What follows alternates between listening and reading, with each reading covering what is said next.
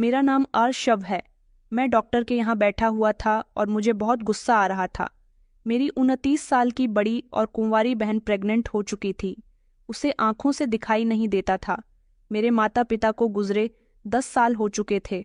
हम एक पुराने से और मजबूत से घर में रहते थे, जहाँ की एक एक दीवार में कोई ना कोई कहानी छुपी हुई थी। मैंने इस घर में अपनी पूरी जिंदगी गुजार दी थी और घर का हर कोना, हर दरवाज़ा, हर चौखट मेरी यादों में बसी हुई थी। मेरी बड़ी बहन का नाम पूर्वी था, जो मुझसे उम्र में पूरे 5 साल बड़ी थी और मैं उनको दीदी कहता था। इस घर की सबसे मुश्किल कहानी मेरी दीदी की थी, जो अपनी आंखों से देख नहीं सकती थी और हमेशा खामोश रहती थी। वो ज़्यादा बातें नहीं करती थी। घर की एक चीज़ को वो अच्छे से जानती थी, इसलिए महसूस करते करते आंखों से न दिखने पर भी घर के काम को वो अच्छे से किया करती थी। माता पिता के मरने के बाद दीदी की आदत मुझे बड़ी अजीब लगती थी, क्योंकि तभी से ही वो खामोश रहने लगी थी। उससे पहले तो मम्मी पापा से वो बहुत अच्छे से बातचीत किया करती थी। मेरे किसी भी सवाल का जवाब देने के बजाय वो अपनी नज़र झुका लिया करती थी। वो अपनी आंखों से देख नहीं सकती थी, मगर मुझे हमेशा ऐसा लगता था जैसे वो मुझसे कुछ छुपा रही है। मैंने कई बार चाहा कि उनकी खामोशी को तोड़ूं, उनकी जिंदगी के छुपे राजा को जान लूं, मगर हर बार वो एक नया बहाना बनाकर बात को टाल दिया करती थी।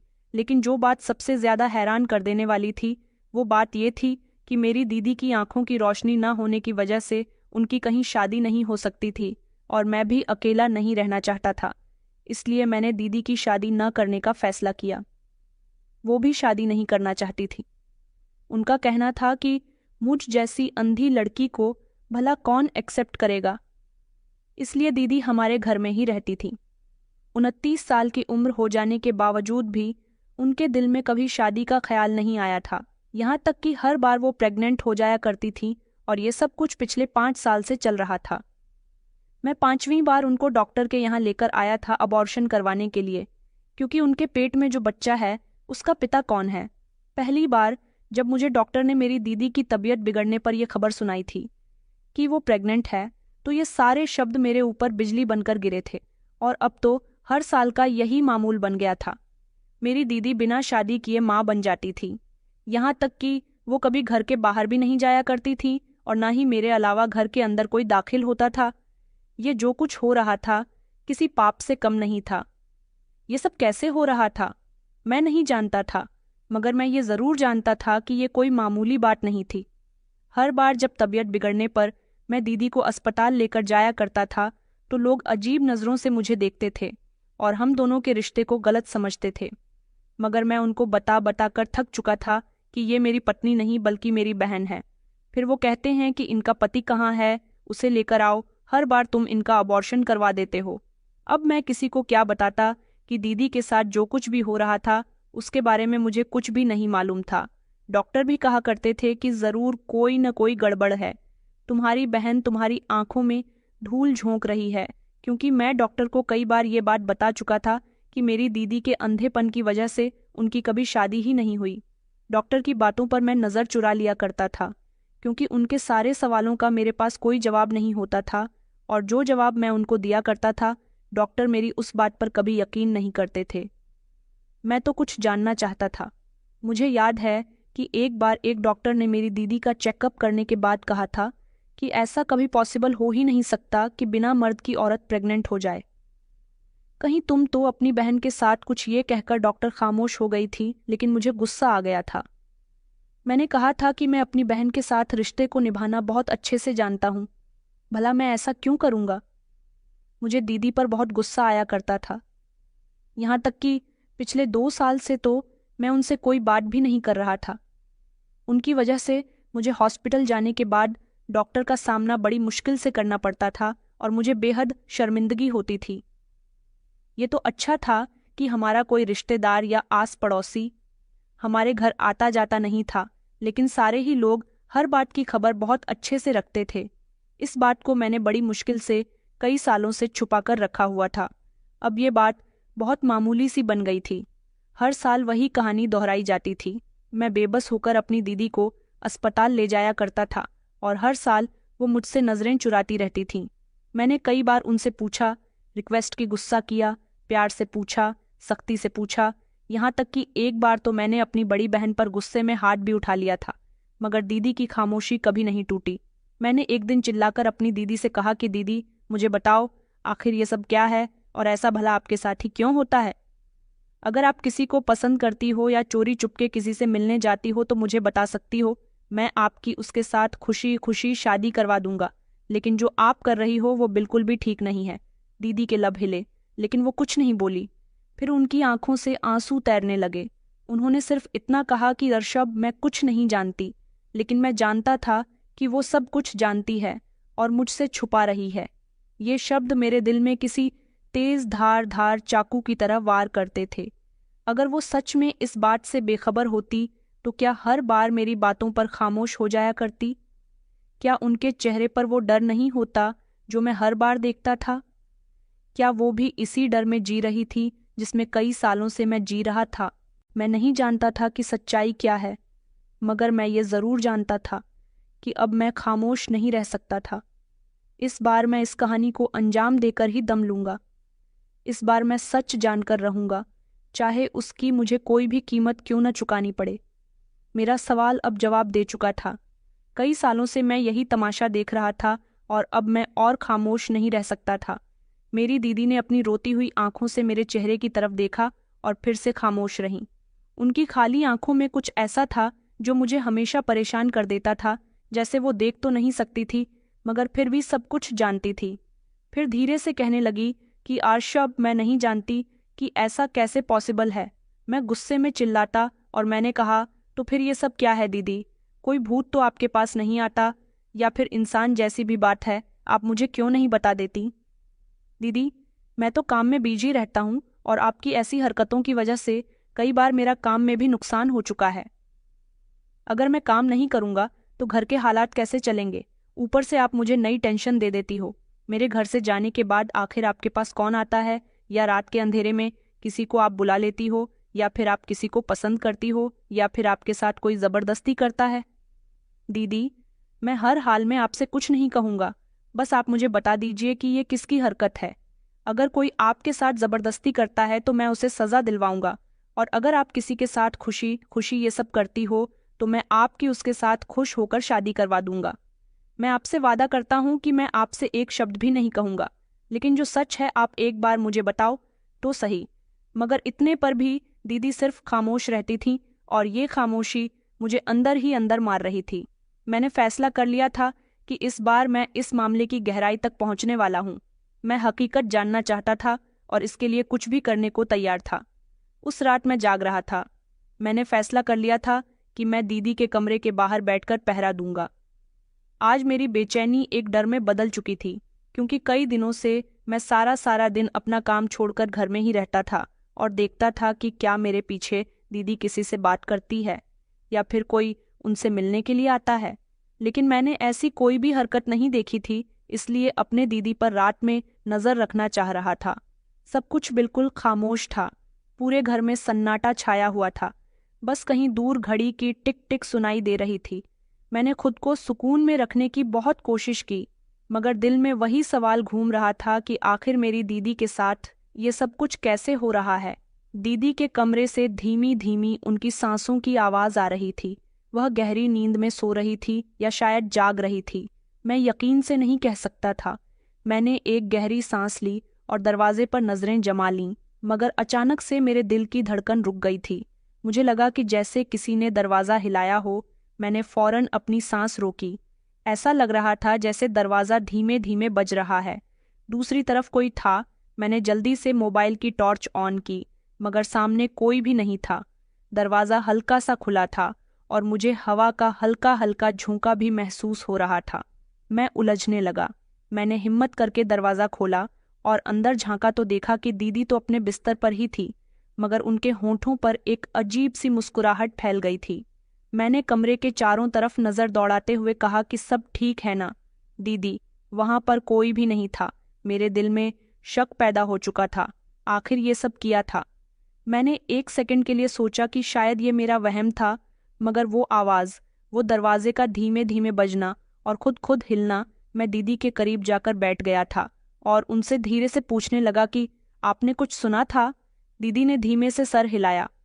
नहीं, मैं तो सो रही थी, मगर उनकी आंखें पूरी तरह से खुली हुई थीं। मैंने कहा, दीदी, आपकी आंखें तो खुली हुई थीं, आप जाग रही थी ना। वो कुछ देर के लिए खामोश हो गई और फिर कहने लगी कि कभी कभी नींद में भी आंखें खुली रहती हैं। तुम जाकर सो जाओ। ये जवाब अब मुझे बेफिक्र नहीं कर सकता था। मैंने कमरे का दरवाज़ा धीरे से बंद कर दिया और दीवार के साथ जाकर बैठ गया था। अब मैं और ज्यादा सावधान हो चुका था। अगली सुबह मैंने फैसला कर लिया कि अब मैं खामोश नहीं रह सकता। मुझे दीदी को किसी भी तरह सच बोलने पर मजबूर करना था। वो कब तक खामोश रहती, कब तक सच्चाई को छुपाती रह जाती, लेकिन ये सब कैसे मुमकिन होगा? मैं क्या करूं? मेरी कुछ समझ नहीं आ रहा था। अगले दिन मैं ऑफिस गया तो मुझे वहां पता चला कि काम के सिलसिले में मुझे भोपाल जाना पड़ेगा, लेकिन मैं अपनी बहन को ऐसी हालत में छोड़कर कहीं नहीं जा सकता था। मुझे सच्चाई का पता लगाना था और इधर काम ऑफिस में दिन पर दिन बढ़ता जा रहा था। ऑफिस में मेरी परफॉर्मेंस कुछ अच्छी नहीं चल रही थी। बॉस ने कहा था कि अगर तुम ठीक से काम नहीं करोगे तो तुम्हारे हाथ से नौकरी जा सकती है। ये नौकरी मुझे बड़ी प्रार्थनाओं के बाद मिली थी, इसलिए मैं इसे अपने हाथ से नहीं जाने दे सकता था। मैंने सोचा कि मैं भोपाल कैसे जाऊं, कैसे दीदी को अकेला घर छोड़ दूं। फिर मेरे दिमाग में आइडिया आया कि मैं दीदी को अपने साथ भी तो भोपाल लेकर जा सकता हूँ। मेरा सारा खर्चा कंपनी उठाएगी और दीदी का खर्च मैं उठा लूंगा, लेकिन वहां भी मुझे दीदी के रहने का इंतजाम करना होगा और कहीं ना कहीं उन्हें छोड़ना होगा। मैं क्या करूं? मेरी कुछ समझ नहीं आ रहा था। फिर मुझे मेरे ऑफिस में काम करने वाले एक लड़के ने बताया कि वो अपने साथ अपनी पत्नी को लेकर जा रहा है। वहां पर उसकी पत्नी का मायका है। वो 2-3 दिन तक वहां रह लेगी और तब तक हमारा काम भी हो जाएगा। वो भी हमारी टीम के साथ भोपाल जा रहा था। तभी मुझे आइडिया आया कि मैं भी अपनी बहन को लेकर चलता हूँ। मैंने उससे कहा कि यार, तुम मेरा एक काम कर सकते हो। मेरे घर में माता पिता नहीं है, बड़ी बहन अकेली रहती है और वो भी आंखों से देख नहीं सकती। मैं उनको यहाँ अकेला छोड़कर नहीं जा सकता, और अगर मैं भोपाल उन्हें लेकर जाऊंगा तो मैं वहाँ काम करूंगा या फिर अपनी दीदी का ध्यान रखूंगा। क्या तुम्हारी पत्नी मेरी दीदी को अपने साथ अपने मायके लेकर जा सकती है? उसने कहा कि हाँ हाँ, क्यों नहीं, मैं अपनी पत्नी से इस बारे में बात कर लूंगा। मेरी पत्नी बहुत अच्छी है, वो तुम्हारी बहन का वहाँ बहुत ख्याल रखेगी। मुझे खुशी हुई थी और एक तरह से सुकून भी मिल गया था। अब मैं अपने दीदी को अपने साथ लेकर भोपाल आ गया था और यहाँ रुचि भाभी उसे अपने साथ अपने मायके ले गई थी। मैं रुचि भाभी को बहुत अच्छे से जानता था और उनके पति देवांश को, जो कि मेरा दोस्त था और मेरे ही साथ ऑफिस में काम किया करता था, इसलिए उनके साथ अपनी बहन को उनके मायके भेजने पर मैं बेफिक्र हो गया था। देवांश मुझे भी अपने साथ ऑफिस का काम निपटाने के बाद अपने ससुराल ले जाया करता था और वहां पर हम सब साथ बैठकर खाना खाया करते थे। वहां मेरा काम भी हो गया था और मेरी बहन का भी ख्याल अच्छे से रख लिया गया था। मैं उन दोनों पति पत्नी का बहुत शुक्रगुजार था जो उन्होंने मेरा इतना साथ दिया। इस वजह से मेरी नौकरी भी जाने से बच गई थी, क्योंकि मैं जिस काम के लिए गया था वो काम मेरा बहुत अच्छे से हो गया था। हम दोनों भाई बहन जैसे ही अपने शहर अपने घर पहुंचे तो उधर घर का माहौल तो बड़ा ही अजीब सा था। मैंने पहले ही नज़र में कुछ अजीब सा महसूस किया। एक अजीब सी सीरियसनेस थी। हमारे घर के बाहर लोगों की भीड़ मौजूद थी। वो सारे ही लोग खामोश खड़े हुए थे, लेकिन उनकी नज़रें चीख चीख कर कुछ कह रही थीं। मैंने उनके चेहरे पर कुछ ऐसा देखा जो मुझे परेशान कर गया था। हैरानी, गुस्सा और एक अजीब सी नफरत। मुझे समझ नहीं आ रहा था कि ये सब लोग यहाँ पर क्यों जमा हैं। मैं रिक्शा से उतरकर दीदी का हाथ पकड़कर आगे की तरफ बढ़ा। उनकी नज़र एकदम मुझ पर गई। ऐसा लगा जैसे मैं किसी दूसरी ही दुनिया में आ गया हूँ, जैसे मैं वो इंसान नहीं हूँ जिसे ये लोग कल तक जानते थे। मैंने बेचैनी से दीदी के कान में कहा कि दीदी, पता नहीं क्यों हमारे घर के बाहर भीड़ जमा है। दीदी ने मुझे कोई जवाब नहीं दिया, मगर उनके हाथों की मजबूती में अच्छे से महसूस कर सकता था। मैंने उनकी चेहरे की तरफ देखा। वहां डर के एक्सप्रेशन थे, जैसे उन्हें पता था कि आज कुछ होने वाला है। तभी किसी ने जोर से कहा कि ये देखो, आ गया ये लड़का। एक औरत ने कहा, यही है वो बेचारी लड़की जिसके साथ हमेशा इसका भाई गलत करता आ रहा है। ये सब सुनकर मैं अंदर से टूटने लगा था। मैंने चौंक कर लोगों की तरफ देखा। मैंने कहा, आप ये क्या कह रही हो? मेरी आवाज़ कांप रही थी। तभी एक औरत कहने लगी कि हम जानते हैं कि तुम कई सालों से अपनी बहन के साथ गलत करते आ रहे हो और फिर जब वो प्रेग्नेंट हो जाती है तो डॉक्टर के यहाँ ले जाकर उसका अबॉर्शन करवा देते हो। ये बातें सुनकर तो जैसे मेरी सांस ही रुक गई थी। मेरा दिल टूट गया था कि लोग भाई बहन के रिश्ते को इस तरह से कैसे बदनाम कर सकते हैं। मैं अपनी बहन को अपनी माँ समान समझता था और मेरी दीदी भी कुछ इसी तरह से मुझसे प्यार किया करती थी। हम दोनों भाई बहन के बीच कोई ऐसा रिश्ता नहीं था। ना मैंने कभी अपनी बहन के साथ किसी तरह का कोई दबाव बनाया था, तो फिर ये लोग इस तरह से बातें क्यों कर रहे थे। मुझे गुस्सा आया। मैंने ऊंची आवाज में कहा कि आप लोग बिना कुछ सोचे समझे ऐसा कैसे कह सकते हो। वहां पर मौजूद आदमियों ने कहा कि तुम्हें शर्म नहीं आई अपनी बहन के साथ गलत करते हुए, और हमें कहते हो कि हम ये सब क्यों कह रहे हैं। ये सारे ही लोग मेरे पड़ोसी थे, मेरे मोहल्ले वाले थे, मुझे बहुत अच्छी तरह से जानने वाले थे, मगर आज उनके एक्सप्रेशन में शक और नफरत थी। मैंने कांपते हुए शब्दों में कहा कि ये सब झूठ है, तो फिर वहां मौजूद एक औरत ने चिल्लाकर कहा कि नहीं, ये सब सच है। उसकी आवाज में वो यकीन था जो मेरे अंदर भी नहीं था। उसने कहा, हमने सब कुछ देख लिया है। वो औरत बोलती जा रही थी और कह रही थी कि ये अत्याचार अब छुप नहीं सकता। हमने खुद देखा है। ये सब सुनकर मेरे पैरों तले से जमीन निकल गई थी। वहां पर पुलिस भी आई हुई थी, जो पहले से ही मेरा और दीदी का इंतजार कर रही थी। पुलिस ने ही उन लोगों को ये सब कुछ बताया था, लेकिन पुलिस वालों को ये सब कैसे पता चला। मेरी समझ नहीं आ रहा था कि मुझे आखिर किस बात की सजा दी जा रही है। क्यों मुझे पूरे मोहल्ले के सामने जलील किया जा रहा है। मेरी तो कोई गलती भी नहीं थी। क्या कोई मुझे जानबूझकर परेशान करना चाहता था। पुलिस हमारे घर से निकलकर आ रही थी। पुलिस वालों ने हमारे घर का ताला भी तोड़ लिया था और घर में मौजूद मेरी दीदी की सारी रिपोर्ट्स निकालकर मोहल्ले वालों को दिखाई थी। हर चेहरा मेरे खिलाफ था, हर आंख मुझ पर इल्जाम लगा रही थी। मैंने दीदी के कानों में धीमी से कहा कि दीदी, बताओ ना सब लोगों को कि मैंने आपके साथ कभी कुछ नहीं किया। आप तो मेरी बहन हो, भला कोई अपनी बहन के साथ गलत कैसे कर सकता है। मेरी दीदी जो मेरे लिए सब कुछ थी, वो आज भी खामोश खड़ी हुई थी। ये खामोशी मुझे अंदर ही अंदर मार रही थी। वहां पर मौजूद एक पुलिस इंस्पेक्टर, जिसकी उम्र लगभग मेरी ही उम्र की होगी, उसने हंसते हुए कहा कि तुम्हारी बहन की खामोशी बता रही है कि मुजरिम तुम ही हो। इसके साथ गलत करने वाला इंसान और कोई नहीं बल्कि इसका अपना सगा भाई है। बहन के अंधे होने का तुमने बहुत खूब फायदा उठाया, उसके खूबसूरती का इस्तेमाल किया।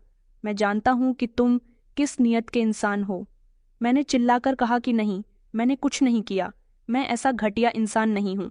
वो पुलिस इंस्पेक्टर सख्त नज़रों से मुझे घूर रहा था, फिर आगे बढ़कर के कहने लगा कि हमें तुम्हें अरेस्ट करना है। तुम्हारे पास अगर कोई सबूत है तो हमें दिखाओ, वरना तुम्हें सजा दिलवाने से कोई नहीं बचा सकता। यह बात सुनकर तो मेरी सांसें रुक गई थीं। मैं तो शॉक्ड रह गया था। मुझे लगा कि शायद मैंने कहा कि मैं आपके आगे हाथ जोड़कर कहता हूँ। ये सच है कि मेरी दीदी हर साल प्रेग्नेंट होती थी और मैं उनका अबॉर्शन भी करवाया करता था, लेकिन मैंने ये सब कुछ उनके साथ नहीं किया। पुलिस वाला कहने लगा कि ये सब तो तुमने ही किया है, क्योंकि तुम्हारी बहन कहीं आती जाती भी नहीं थी। हमें मोहल्ले वालों ने सारी जानकारी दे दी है, यहाँ तक कि तुम्हारे घर भी कोई नहीं आता था। इकलौते तुम ही हो जो अपनी बहन को डॉक्टर के यहाँ लेकर जाया करते थे और जो अपने घर में उसके साथ होते थे, तो इसका मतलब साफ साफ यही है कि उसके साथ गलत करने वाला इंसान तुम ही हो। ये सब सुनकर तो जैसे मेरी दुनिया खत्म हो गई थी। ये क्या इल्ज़ाम था, ये कैसा दावा था, ये कौन सा सच था जिससे मैं खुद भी बेखबर था। मुझे लगा कि जैसे ज़मीन फटे और मैं उसमें धंस जाऊं, क्योंकि मेरे सामने सब कुछ बहुत बड़ी बेइज्जती का मुकाम बन चुका था। वहां पर मौजूद सारे लोग मुझे खतरनाक नज़रों से देख रहे थे और आपस में बातें कर रहे थे। कुछ चेहरे तो मुझे बहुत सारे ताने दे रहे थे, कह रहे थे कि शर्म नहीं आती इसे अपनी बहन के साथ ये सब कुछ करते हुए। लोगों ने भाई बहन के रिश्ते को मजाक बना दिया है। अगर इस लड़की के माता पिता जिंदा होते तो ये अपनी हवस अपनी बहन के साथ ना मिटाता। बेचारी मासूम लड़की अपने कैसे दरिंदे भाई के साथ रह रही थी। मैंने एक बार फिर से कहा कि मैंने कुछ नहीं किया। पुलिस वाले ने मेरी तरफ कदम बढ़ाया और कहा कि अगर तुमने कुछ नहीं किया तो तुम्हारी बहन खामोश क्यों है। ये शब्द मेरे सीने में किसी तीर की तरह उतर गए थे। मैंने फौरन दीदी की तरफ देखा। वो फिर भी खामोश थी। ये खामोशी मुझे बर्बाद कर रही थी।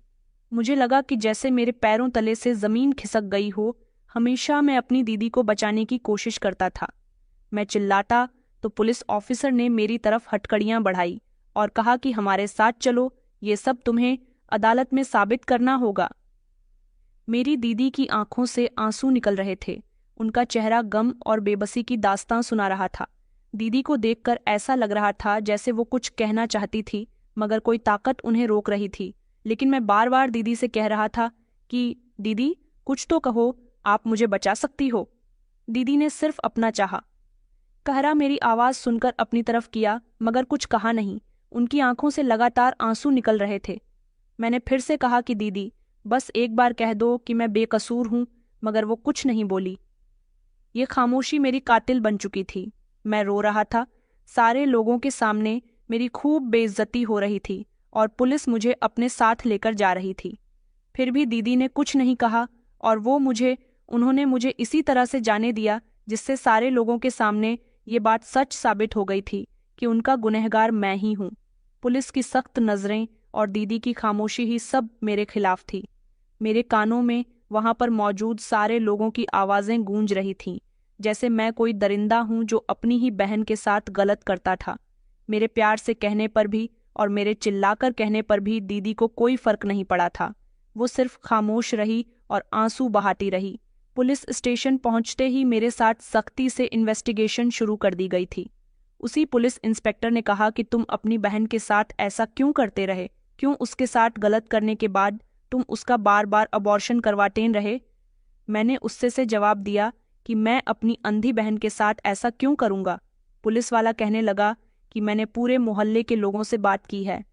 हर कोई यही कह रहा है कि तुम्हारी बहन हर साल अचानक प्रेग्नेंट हो जाती थी और ये बात तुम अपने मोहल्ले वालों से छुपाया करते थे और तुम उसे जबरदस्ती अस्पताल ले जाया करते थे और उसकी प्रेगनेंसी खत्म करवा दिया करते थे।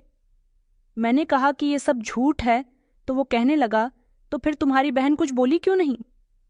वो खामोश क्यों रही? पुलिस वाले ने ये सब मुस्कुराहट के साथ कहा था। मैं खामोश हो गया। मेरे पास इस बात का कोई जवाब नहीं था। कुछ घंटों के बाद मुझे हवालात में बंद कर दिया गया था। मैं दीवार से टेक लगाकर बैठ गया था। मैंने आंखें बंद कर ली और एक गहरी सांस ली और ऊपर वाले से प्रार्थना करने लगा कि वो मुझे बचा ले। मेरी बहन घर पर अकेली होगी। मैं हमेशा अपनी बहन का बहुत ख्याल रखता था, हर समय, हर हाल में। फिर भी वो कुछ क्यों नहीं बोली? उन्होंने मुझे क्यों नहीं बचाया?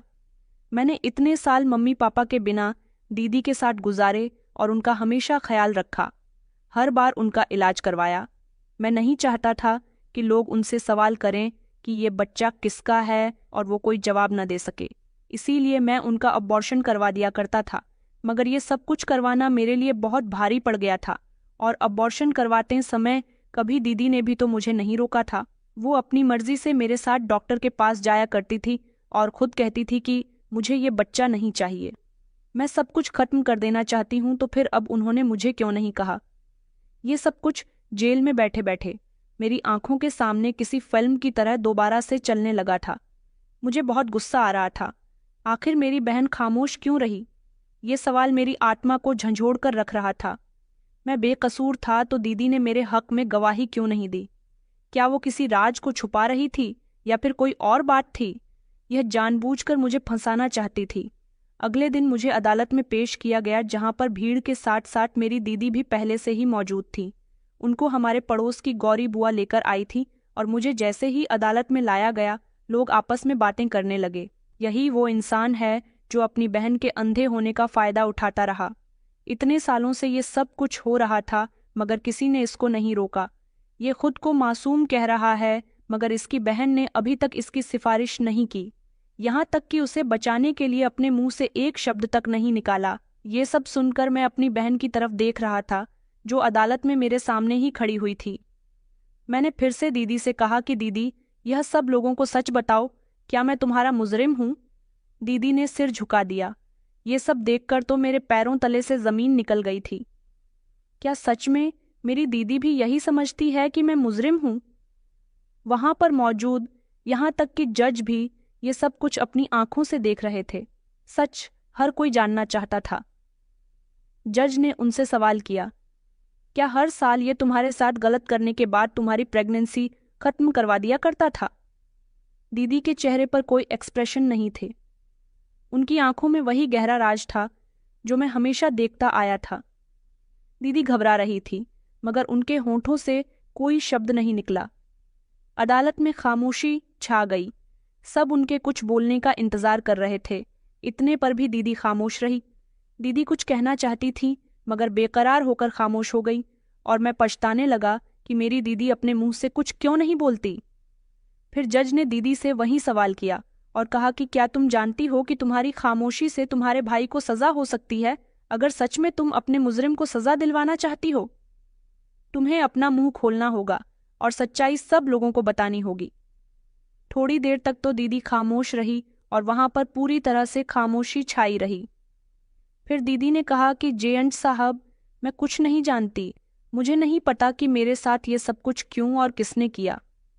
ये कहकर दीदी फूट फूट कर रोने लगी थी और पूरे हॉल में उनकी चीखें गूंज रही थीं।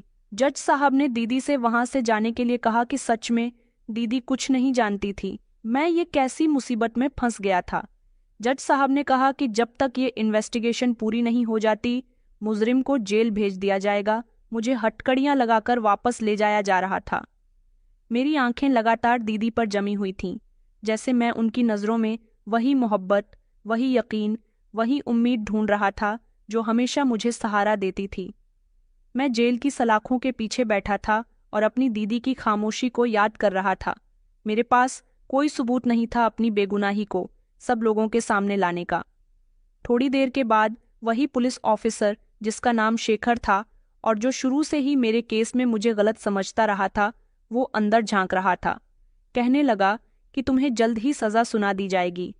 अगर तुम बेगुनाह हो तो सबूत इकट्ठे करो, मगर मेरे पास कोई सबूत नहीं है। मैंने उसे तेज आवाज से कहा। उसने कहा कि तुम्हारी बहन तुम्हारा सबूत है। अगर वो तुम्हारे हक में गवाही दे दे तो तुम बच सकते हो। मैं उसकी बात पर खामोश हो गया था। अगले दिन जेल में मुझसे दीदी मिलने के लिए आई थी। मैंने दीदी से कहा कि दीदी प्लीज़ मुझे यहाँ से निकाल लो। दीदी, आप ही हो जो मुझे बचा सकती हो। अच्छा, आप मुझे तो बता दो कि आपके साथ ये सब कुछ किसने किया।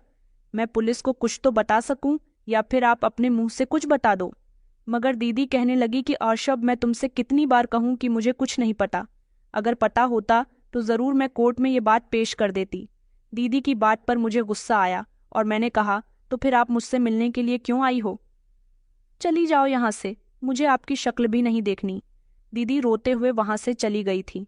अब मैंने सोच लिया था कि जो होगा, जैसा भी होगा, यही मेरा अंजाम है। मुझे दीदी से अब कोई भी उम्मीद नहीं लगानी चाहिए। सारे सबूत और मोहल्ले वालों की गवाही ने, यहाँ तक कि उस डॉक्टर ने भी एक गवाही दे दी थी जिसके पास मैं हमेशा दीदी को लेकर जाया करता था। उसने भी यही कहा था कि ये लड़का अपनी बहन को हमारे पास लाता है और उसका अबॉर्शन करने के लिए कहता है।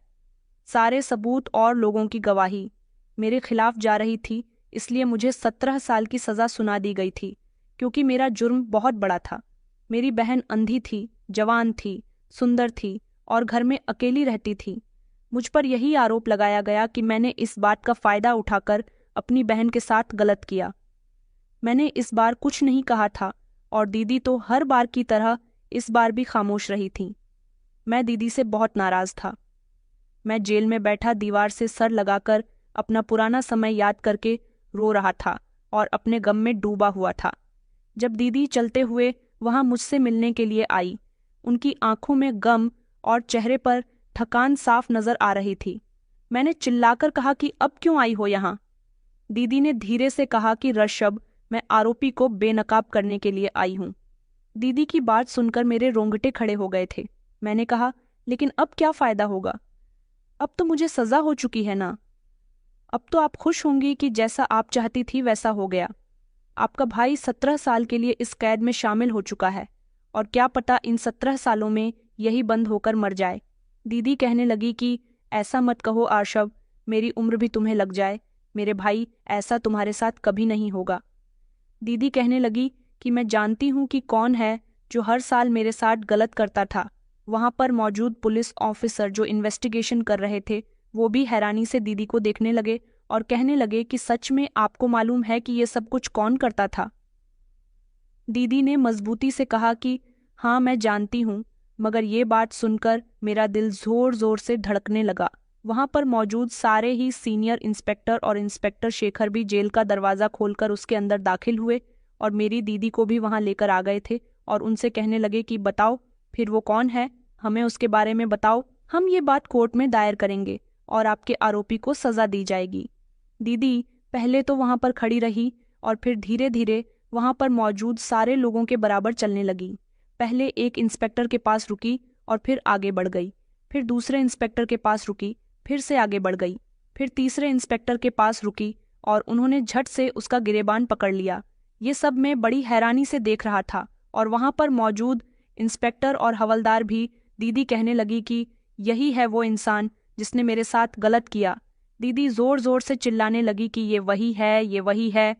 ये पुलिस इंस्पेक्टर कोई और नहीं बल्कि शेखर था जो शुरू से ही मुझे टॉर्चर कर रहा था, मुझे परेशान कर रहा था, बार बार कह रहा था कि तुमने ही ये सब कुछ किया है।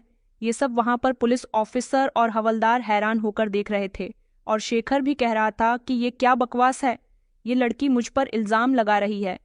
मगर दीदी की आंखों में डर नहीं था बल्कि एक भरोसा था। वो कहने लगी कि यही वो इंसान है जो कई सालों से मेरे साथ गलत करता आ रहा है। उसने कहा कि तुम्हारे पास इस बात का क्या सबूत है?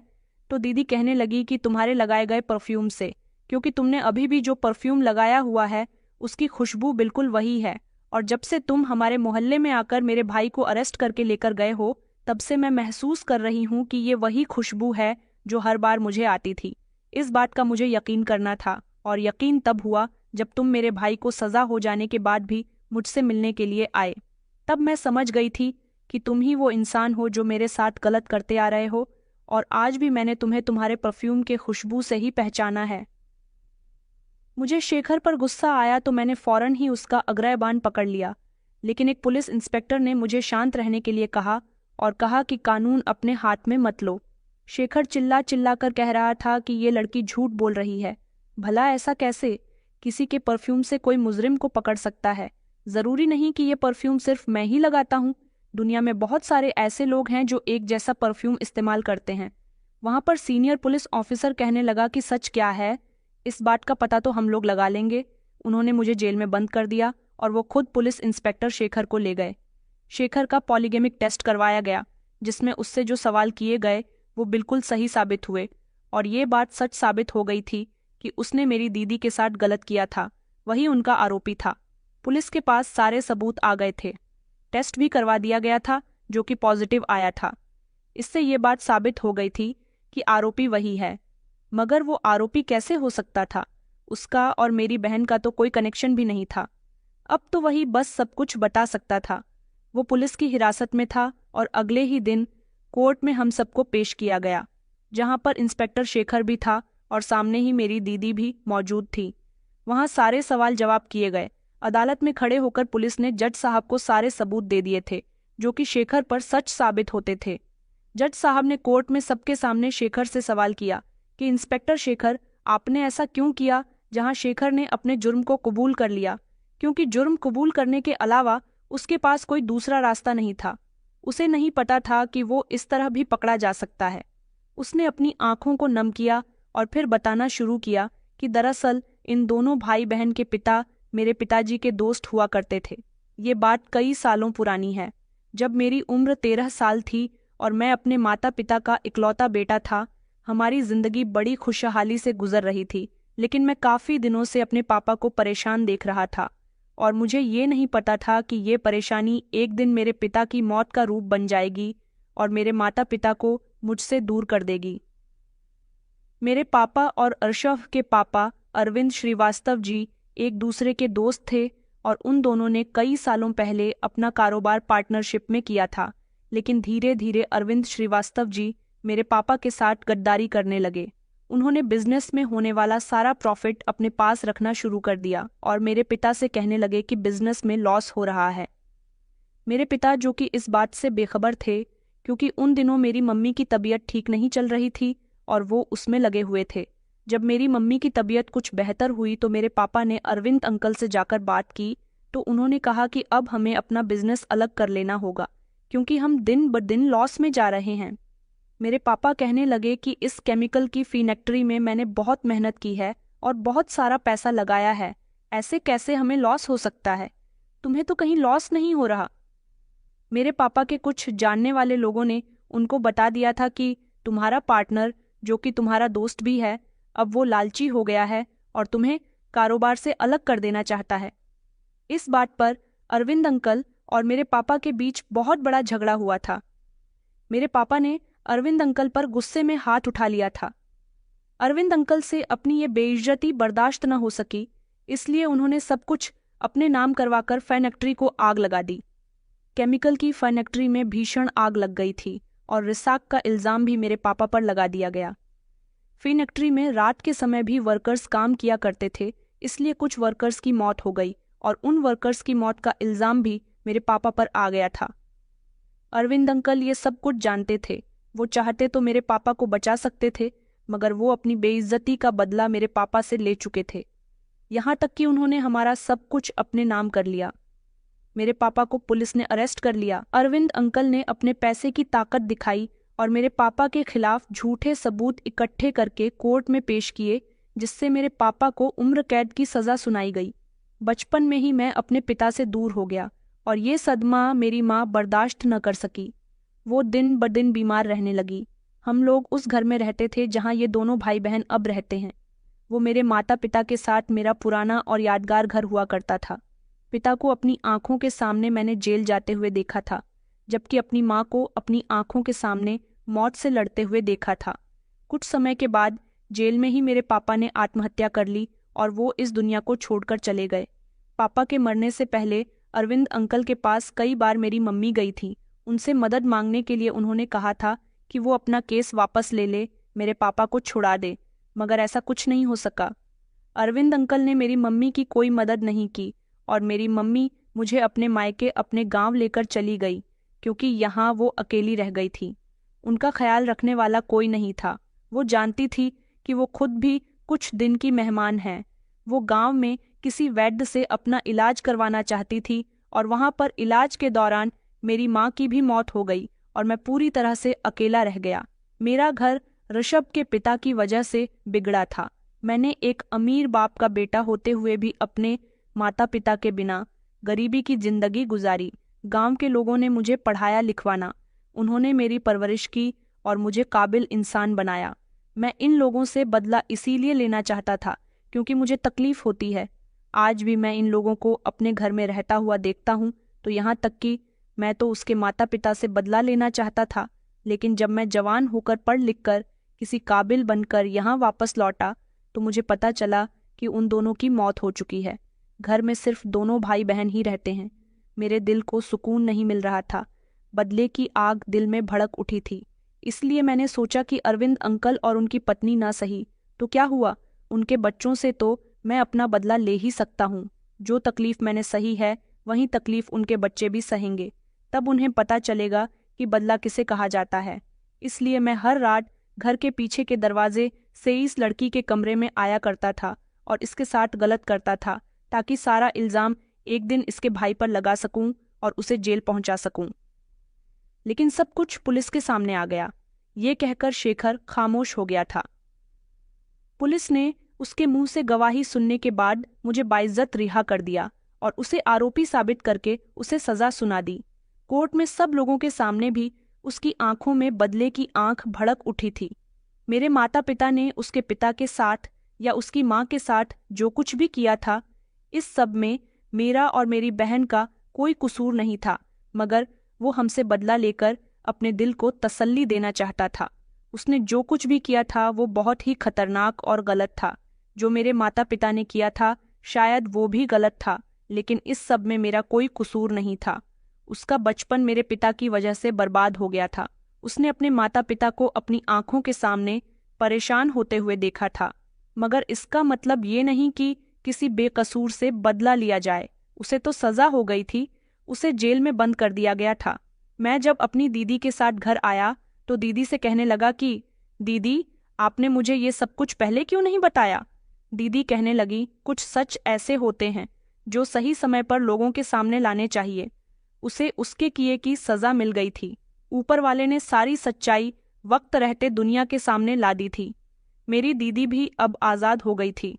मैंने अपनी दीदी से वादा किया था कि मैं सारी जिंदगी आपका बहुत ख्याल रखूंगा।